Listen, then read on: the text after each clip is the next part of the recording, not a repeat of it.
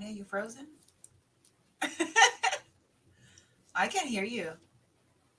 I don't hear anything either. I can't hear you, Tony. Tony, we don't hear you. Turn on your microphone. It Good is morning, on. y'all. This is another episode of All Things Wrestling Podcast, and Tony is on mute. Can you hear me now? Can hear you now. We can hear you now. All right. Sorry. Technology is hating me this morning. But hey, good morning. Happy Sunday. Good morning, ladies. Joined by, as always, Miss Heel Liz and Miss Mo from the Culture 316 podcast. How's everybody doing today? What's up, guys? I'm doing great. How's everyone else? Happy Sunday. Happy Sunday. It was a great pay-per-view yesterday. Right. Liz, you hosted some event, right, for the Survivor Series?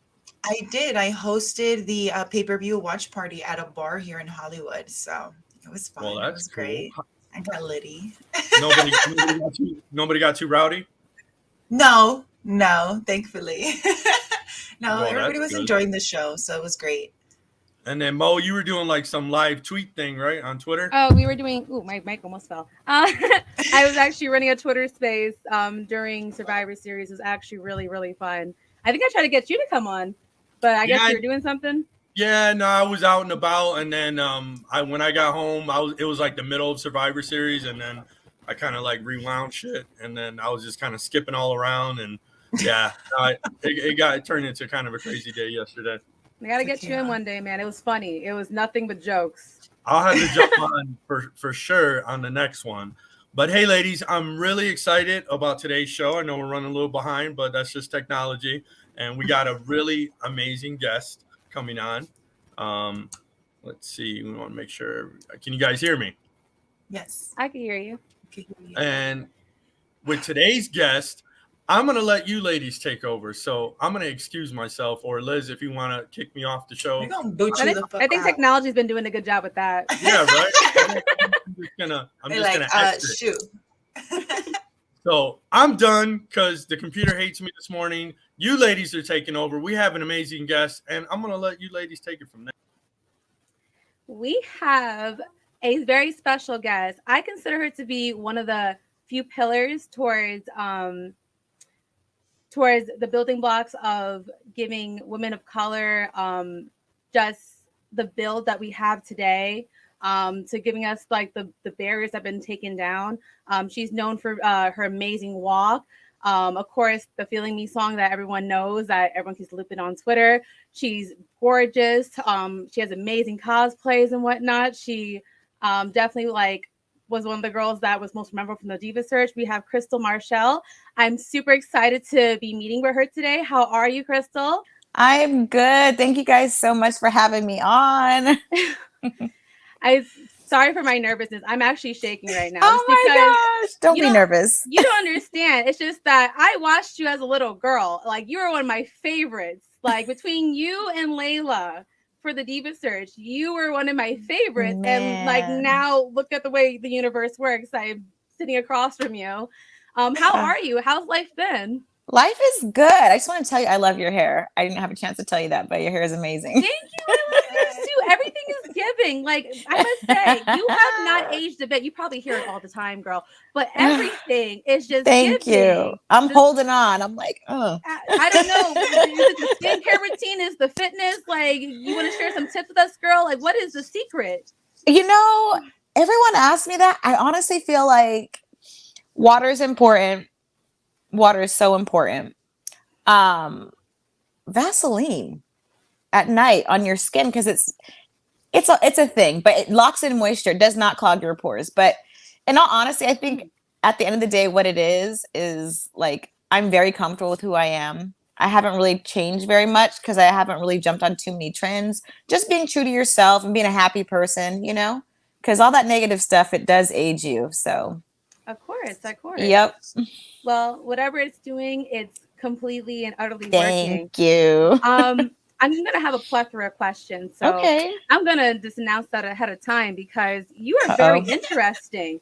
No, because for the most part, people just remember you for your time in WWE and your brief time in TNA, you know, right. And I want to do some digging. And of course, people like to coin you for, you know, being a model and what you've done with fitness.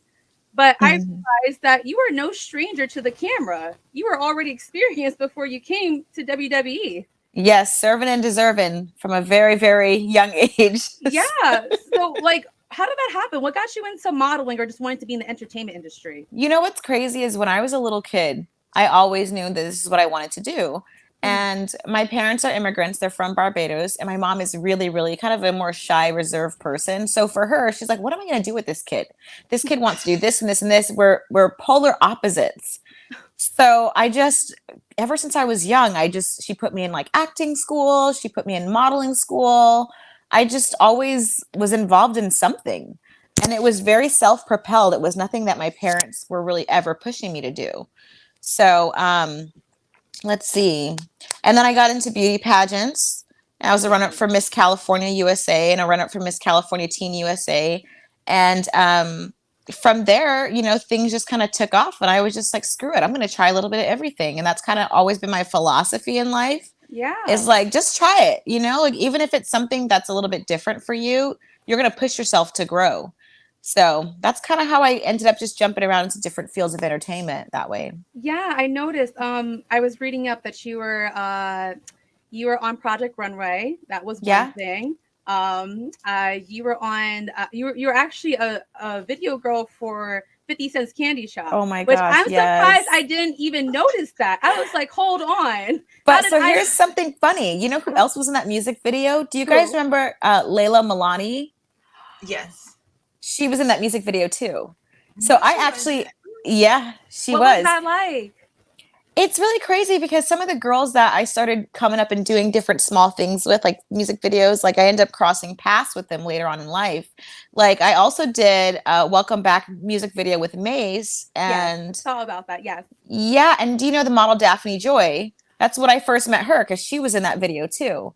So it's crazy how everything kind of, you meet different people. Just, everybody was up on the hustle at the same time, kind of doing the same things. But how did that opportunity strike about? Well, to be honest with you, a lot of the stuff that I did in my early days of wrestling, I didn't even have a manager or agent. I just got the breakdown sheets and I just hustled and sent out my own headshots and followed up and a lot of things like that. Most of it, I think I had I've had like maybe 2 agencies my whole career, but a lot of it was just me just being hungry and young and wanting to try new things and get out there myself. That is amazing. Yeah. Did you get to like speak to 50 Cent or Oh yeah, instructed? What was he like? What was that experience like for you? He was cool. He was a cool guy. Very, very funny, nice, down to earth. Yeah. Yep. Super often. Okay. Yeah. Often. Awesome is what I meant to say. But look at me stumbling on my words. Okay. So my next question for you was, were you always a wrestling fan? Or was that something that was just another opportunity that was guided your way and you just took upon that? How did this happen? How did you take the opportunity for the Diva Search? My apologies. Go ahead. So when I was a little kid, my grandma used to live in Brooklyn and she came over to the US also. And she didn't have cable TV. So one of the few channels that we did get, were able to watch wrestling. And she was really big into wrestling. And I really wasn't into it as much as she was, but it was kind of a thing that we did together. So she always had her favorites, like the Junkyard Dog and the Brooklyn Brawler. These are all of her, favorite wrestlers. So an opportunity came for me to enter the Diva Search. And I actually did have an agency that was representing me at the time. And she's like, I don't think you want to do that. And I was like, well, I kind of do. Like, that would be, you're kind of wrong. Actually, I do want to do that. So, and then that's how it started. I did the Diva Search. And then after the Diva Search, John Laurinaitis reached out to me and he's like, look, we want to see if you're really interested in wrestling. So I can't guarantee you'll be on television, but I can offer you a developmental contract. And at the time that was such a big deal because I was contracted into Deal or No Deal. And I had to decide if I wanted to continue on with that show or if I wanted to try wrestling. So, at that time, there was no guarantee that I would actually even make it to TV. But I was like, screw it. So I left LA and I moved to McDonough, Georgia to Deep South Wrestling. And that's where I was. That's how I got into it. Okay. Yeah, I did see a little bit of that. So what is it like, at least in your time, in your experience, being like on the indie circuit? Mhm. Because I noticed that when it came to the divas, they didn't not last that long. That's the wrong wording. But it's accurate. They well, because I felt like the transition from them being on the indies and then being thrown onto the camera was very quick.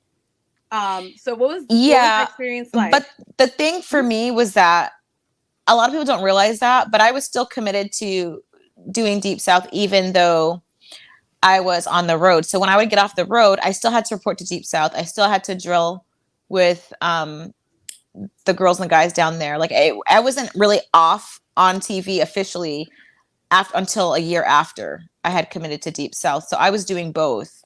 There are some things that I felt like I missed out on, but then again, it's almost like going straight from high school to the pros, because I did kind of train with some of the people at Deep South and do some of the conditioning. But at the same time, I feel like I was fortunate that I was able to kind of skip over the independent circuit, because what I found through the years watching, sometimes a lot of independent wrestlers, they have to relearn the way that WWE likes to do things. Yeah. So it's hard because you learn a certain way when you're in the indies and you're comfortable with that, but then you go up to WWE and they're like, okay, that's cool, and we think that's cool, but stop doing all of that and then relearn this. So sometimes that can be very challenging as well. So I think it worked out in my favor. Now, as far as my relationships with the people that were at Deep South, there were some people that were upset that, I had that opportunity and they were down there training, which I totally understand. But it's really like comparing apples to oranges, so, so there's a bit of that too, but yeah, so I was doing both, girl. Okay. Then that sounds amazing. Did you feel like ready about time you were thrusted from? No. Oh. Okay. No. Yeah.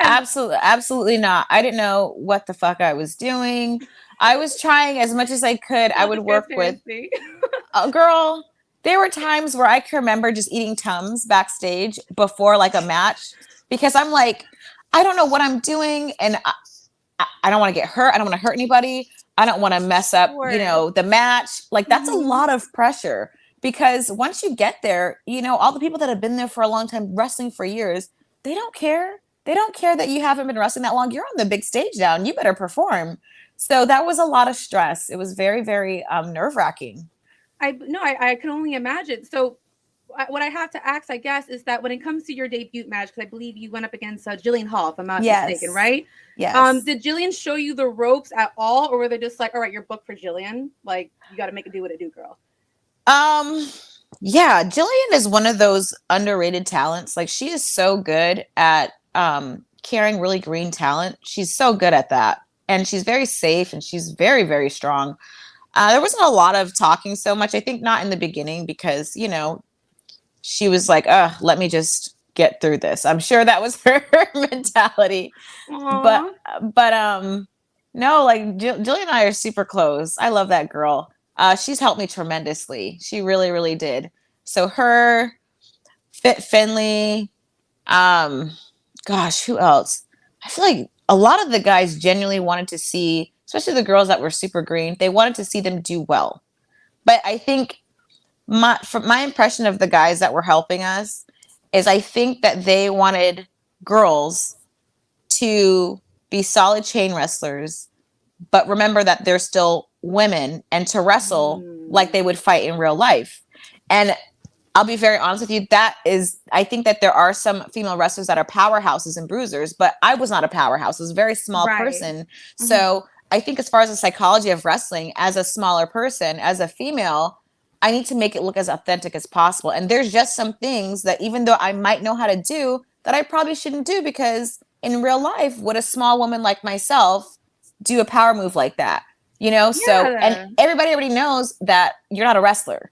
So if you're not a wrestler, does it make sense that you're doing certain things? And it makes so much sense, because for the guys, they have different weight divisions. They have moves that fit their size. And their character. Yes. So I think sometimes when wrestling fans watch certain things, they're like, oh, well, I know that person can wrestle better because I've seen their independent work, or I've seen them do this and seen them do that. But for the WWE style, they want things a lot of times to fit within the character, fit within the persona, and the ability, all those elements. And like, how would this look in real life?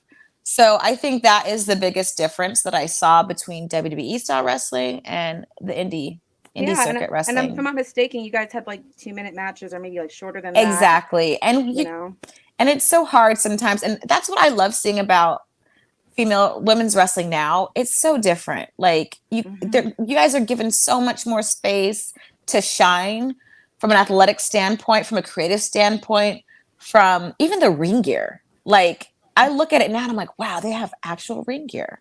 Like you know, like it's legit. I heard you guys would have to go shopping for pieces. Oh my on the fly. God, it was so Part of that was fun for me, you know, because like, oh, we're gonna go shopping, but it could be stressful too, you know. But yeah, no, I love seeing how far the girls have come. It's cool. It's very cool. Going back to that, I know one of the biggest things that you're noticing the difference between the women's division. Is there anything inside you that tells you that you want to get back in the ring and try things out, especially with the women now? Yeah. I mean, I get asked this question all the time. Like, if the opportunity ever arose, I would love to. Absolutely. Wholeheartedly. I would do it 100%. I feel like I'm still very athletic fit. I can definitely do it. I understand the business a little bit better now. Yeah, absolutely. Absolutely. And I think that even though I love the way that women's wrestling is now, what I would like to bring to it is to bring a little bit more of that old school flair back, like more of the divas, because sometimes I feel like when we try to progress so much and break barriers, I feel like we try to wipe out everything from the past and try to forge forward. And there's nothing wrong with that. I think it's great. But like, I also like an element a little bit every now and then, sprinkle in some old school diva stuff too, you know, because variety, you know. So because me growing up as a kid, you know, I watched, of course, the Trishas and Litas. I watched the Diva Search and whatnot. I came in around like the Ruthless Aggression era. Yes. And I didn't consider it an issue in my head that the females were even doing what they were doing until, of course, years later, the next era of people watching women's wrestling was saying, why are the girls doing this and the guys doing that? I do agree that the female should have been wrestling just as much as the guys. Yes. But I saw nothing wrong with the sexuality. To me, like when I was young as a little girl, I got excited because, like, to me, I thought we were the fun part of wrestling. You know what I mean? Right. Like, well, totally. What's wrong with getting cut a check because you look good? Like, listen, I think that, but it's very true, and I think that the thing about being a woman is like, you got to be smart. You got to be strong. There's all these, and sexy. Like, you can't forget about that too, because that is part of your feminine essence. I'm not saying these girls aren't sexy, because they are, but I also think that that's what made it fun, you know? And I would like to kind of see a little bit more of that back into wrestling also. Yeah, I do feel like not every woman that came through the curtains was meant to be like the best wrestler. I feel like everyone had a role. Right. Yep. Everyone had a role and they understood their role and they just learned to amplify and capitalize on that. And I feel like that's what also made wrestling fun. So I do feel as though that when it came to just back in the day where people shaming the divas saying, oh, they did nothing but take their clothes off or whatnot, or right. sex candy or whatnot. No, they knew what they were doing and they were still putting behinds in seats.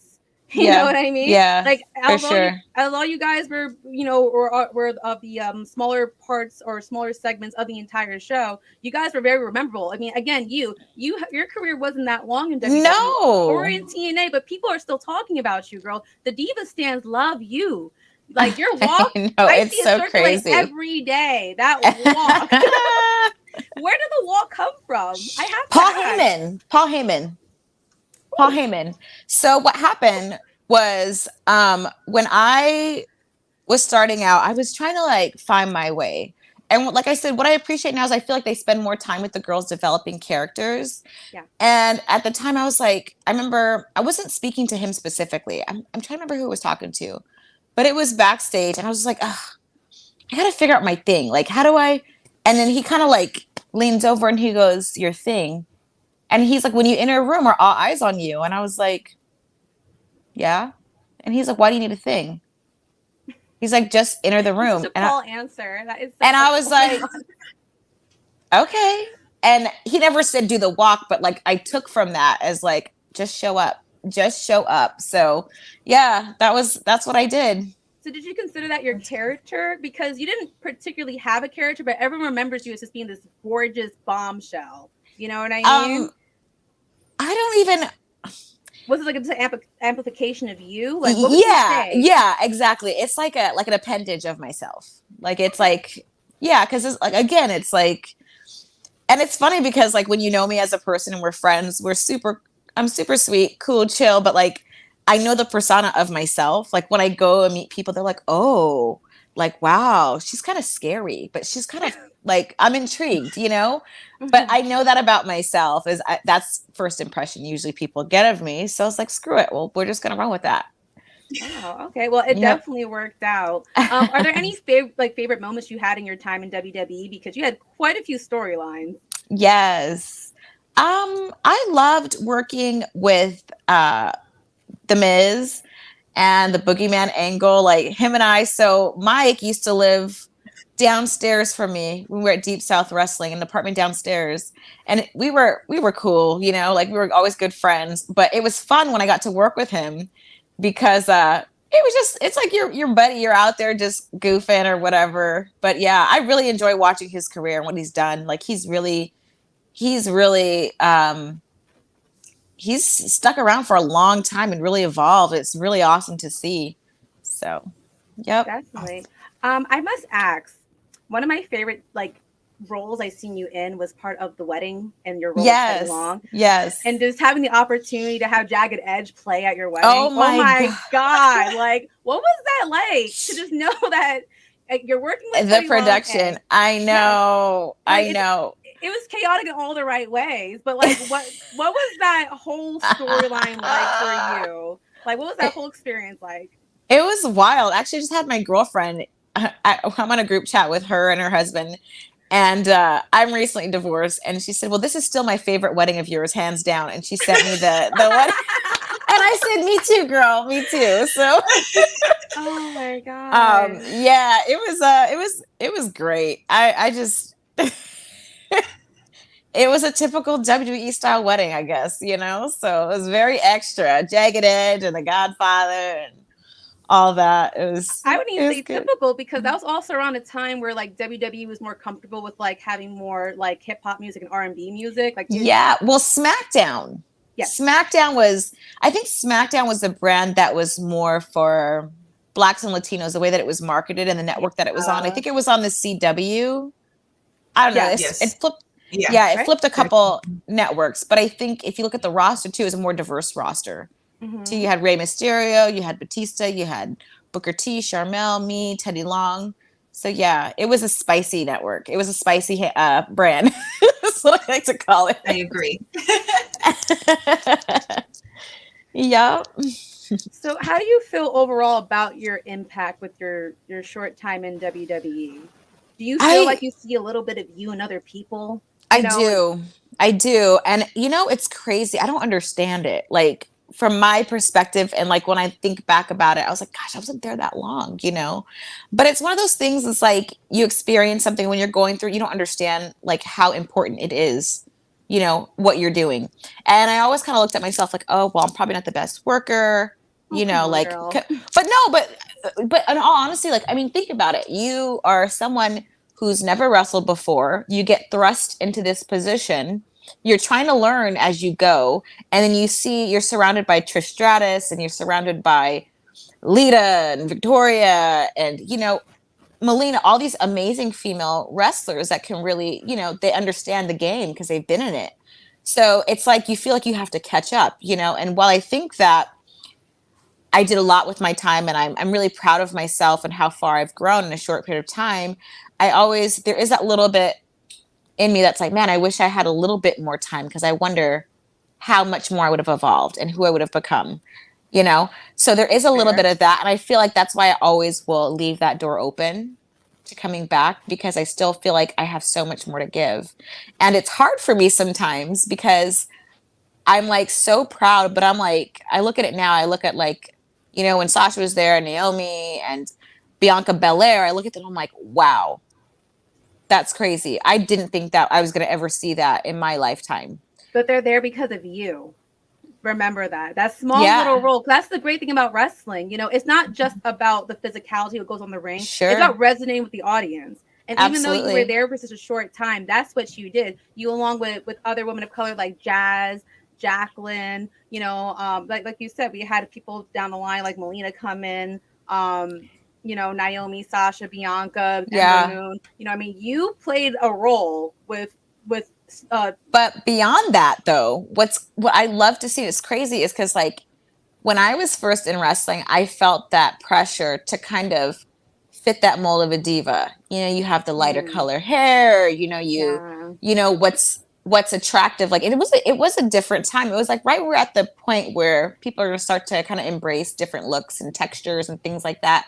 So now when I watch it, I'm like, wow, these girls are wearing their natural hair. They're wearing braids. They're, like, everybody is just like so different. And I love to see it. Did you feel any pushback at all because you were just trying to be yourself, So I have a funny story that a lot of people don't realize. So for a while there, I was wearing my natural hair and I was living in Atlanta, and I highlighted my hair, but I never had a relaxer. I just used to blow it out. And I went to this lady and I said, look, I can't deal with this humidity. Can you just please straighten my hair? So what happened, the reason why the wigs and the weave started was because she burned all of my hair off. All of it. No. All my hair fell out, and it was so bad that I had sores on my head because the chemicals had burned my head. Oh, so for a while there, I remember backstage, I went into the dressing room and I was like, Stephanie, I'm really concerned because I have to wrestle. And then I showed her, and she's like, girl, she's like, I remember her telling me, you're beautiful. She said, you can do whatever you want with your hair. Don't worry about that. So then I started growing it out, and then I started getting weaves and things like that because I had to grow my hair back.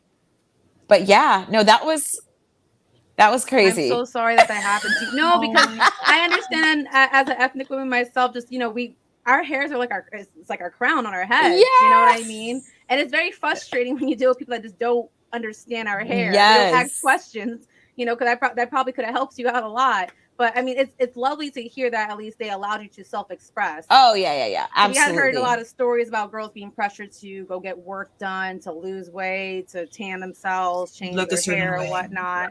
Yeah. And I think a lot of that pressure too, at least from my standpoint, is you look at some of the girls that were being pushed and highlighted and what they look like, and then you look at yourself and you're like, well, maybe I should do that too. Because I feel like almost every diva has gone through a blonde phase where, like Layla lightened her hair, I lightened my hair, Rosa Mendez did. We've all done it. We've all, tried to kind of fall into that, the diva look, the blonde, the blue eyes, the whole thing. There's even a year I wore green contacts for a while, So yeah, no, we all kind of felt that pressure. It was very real, but I don't think it's really like that anymore.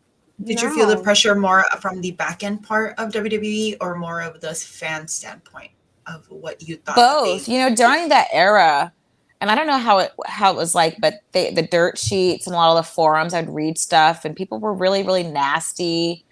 Oh, she's ugly, like racist comments.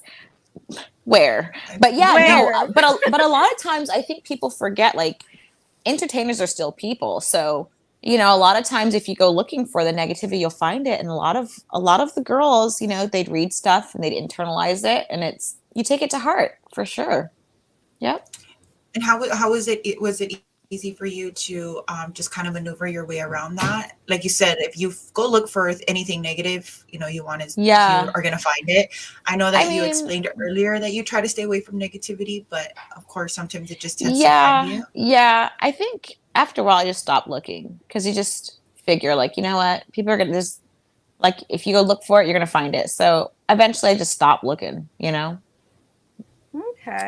I just had to ask, who did you bond with the most while you were in WWE? Oh my gosh. And did you have any conflicts with any people while you were there? Besides Vince. We're not talking about that man. Who did I bond with the most? Well, I used to ride a lot with Jillian. And Barbie for a while too. It was for a while it was me, Barbie, Tommy Dreamer, and Test. We rode together for a bit, and if Tess wasn't there, it was always me, Barbie, Tommy Dreamer, and then for a while it was me, Jillian, and Bobby for a bit, and then it was, let's see, who else did I ride with? Shoot, and then with the what was the ECW 3? It was Barbie, Brooke, and Layla. Yes. I rode with them a couple times too. But it was most of the time and then also it was Michelle McCool, me, Jillian, and Layla. So it was always kind of like the same group just rotating. But yeah, it's pretty close with Jillian, obviously. And Barbie, still talk to her to this day.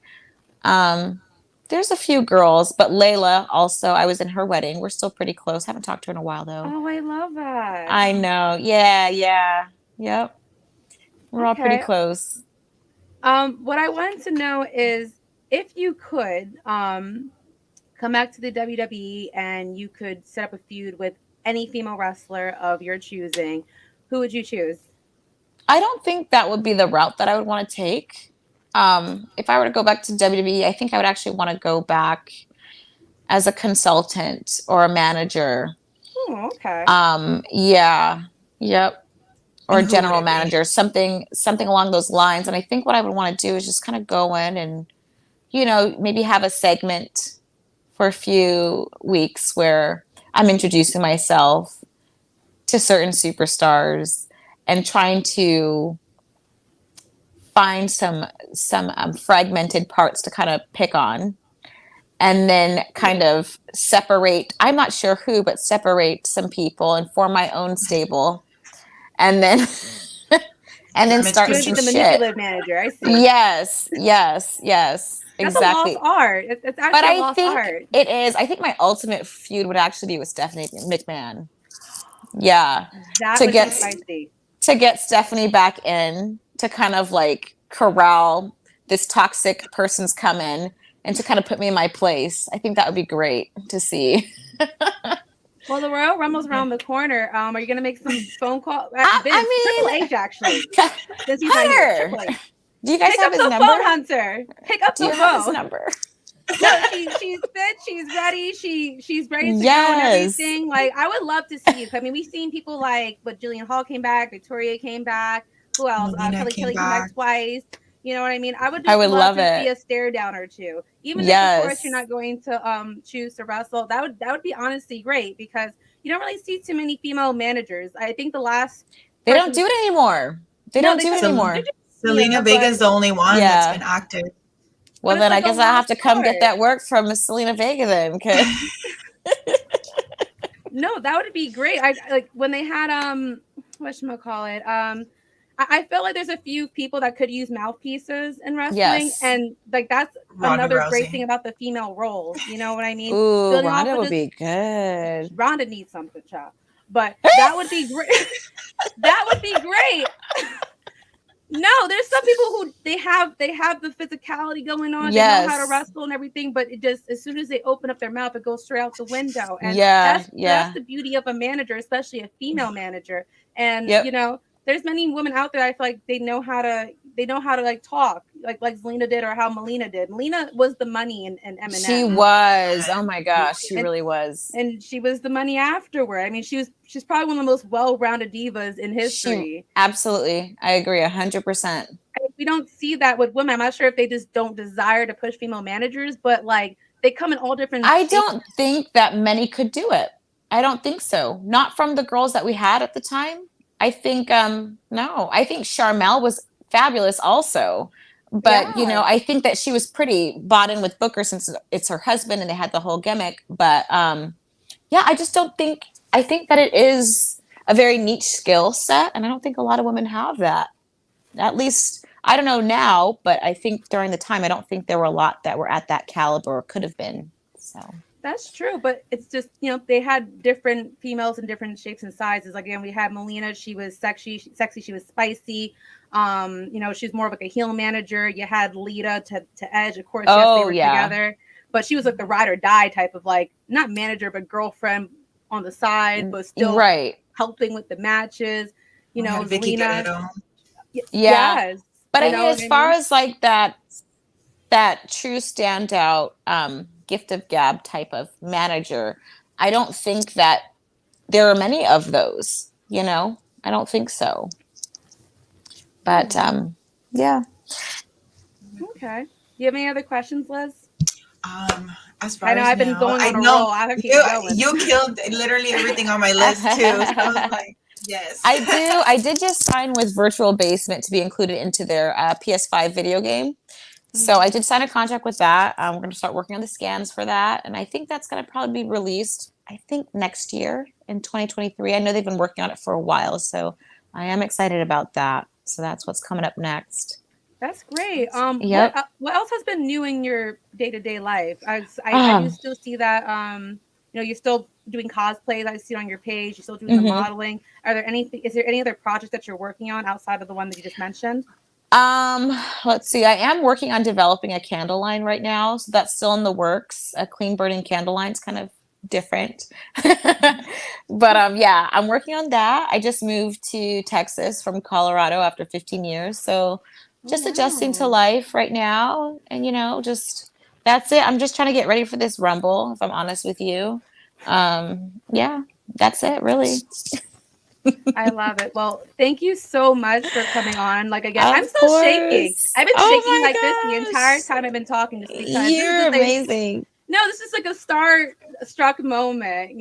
Just again, I'm just honored to be in your Oh, presence. thank you. You're so sweet. Thank you for everything that you've done and your contributions for women's wrestling, for women of color. So weird to hear.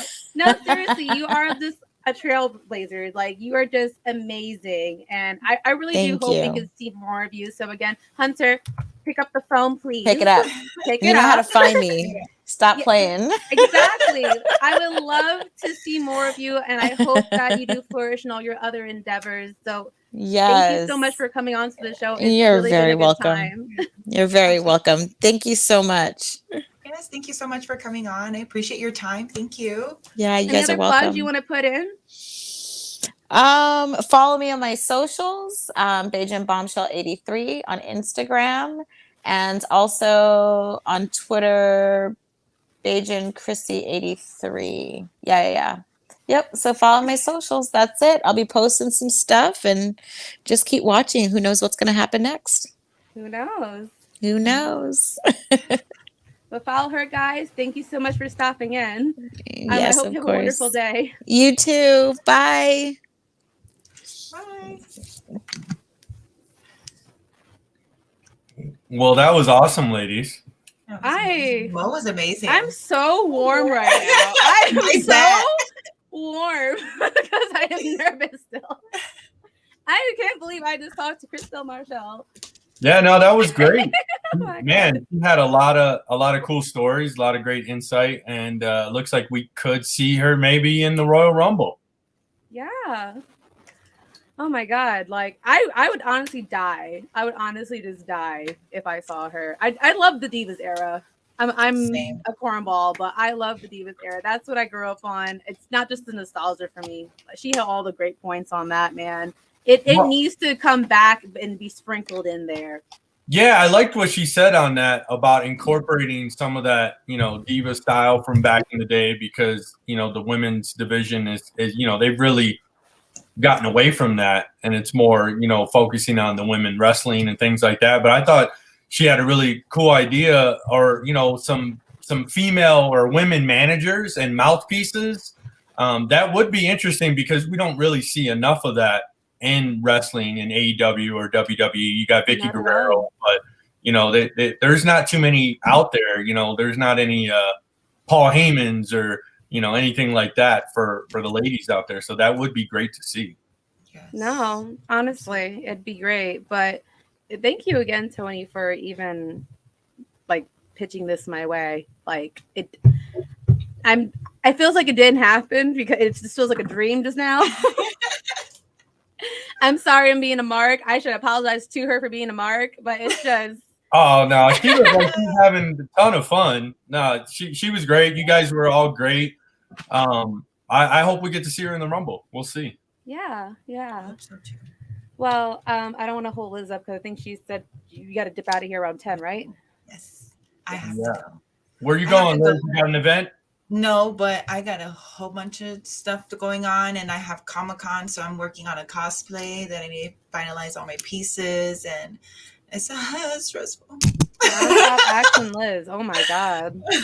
Busy and booked. Yes, We love to see it, girl. I got my calendars all. This is just December all booked up. I have December and January booked up so far. So it's been crazy. Do you even see your house anymore? I sleep for like, a couple hours. Gotta get it while you can. But no, like super proud of you. Like that's really awesome. I've never been to a Comic-Con. Is it like your first one, your second one? How many?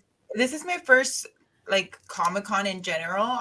But I'm gonna be out there with the Wrestling Guy store. So they're gonna be at booth 2118. So if you guys are in Southern California, all the listeners, LA Comic-Con, I'll be there Saturday only. But they'll be there Friday to Sunday. But yeah, it's gonna be like a whole bunch of I know that there's gonna be a whole bunch of meet and greets with actors and actresses and things like that. I'm excited to see people cosplay. I think that's the one thing that I'm looking forward to the most. So I'm excited for that. Like I really want to, and I'm going to walk around and check it out. It's my first one ever. So we'll see. Hopefully maybe I get a booth next time. No, I'm just kidding. Well, We that's love awesome. to see it. We love Mo, to see you it. got anything you want to plug? Anything coming up? Tell everybody where to find you on your socials. Well, I represent the Culture 316 podcast. You can follow our Twitter, our Instagram. If you want to follow me directly, my Instagram is That's Just Mo. My Twitter handle is still Edge's Throat Goat, despite the fact that I divorced that man.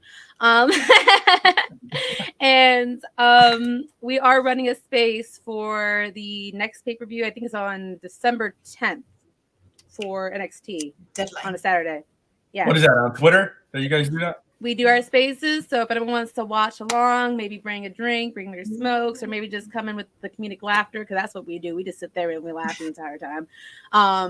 You could join us on Twitter on our spaces. Yeah. It Well, sounds like fun. Next week we'll have to talk about Survivor Series, Liz. So if you didn't get to watch it all because you were hosting the event, catch up on it. We can talk about it next week. I actually do need to rewatch it because by the end I was pretty lit. Well, hey, thank you for joining us. I want to thank Kristal Marshall for joining us today, former WWE Diva. You ladies were great. It was an awesome ladies takeover. I'm your host, Tony Twist. This is ATW All Things Wrestling Podcast, and enjoy your Sunday.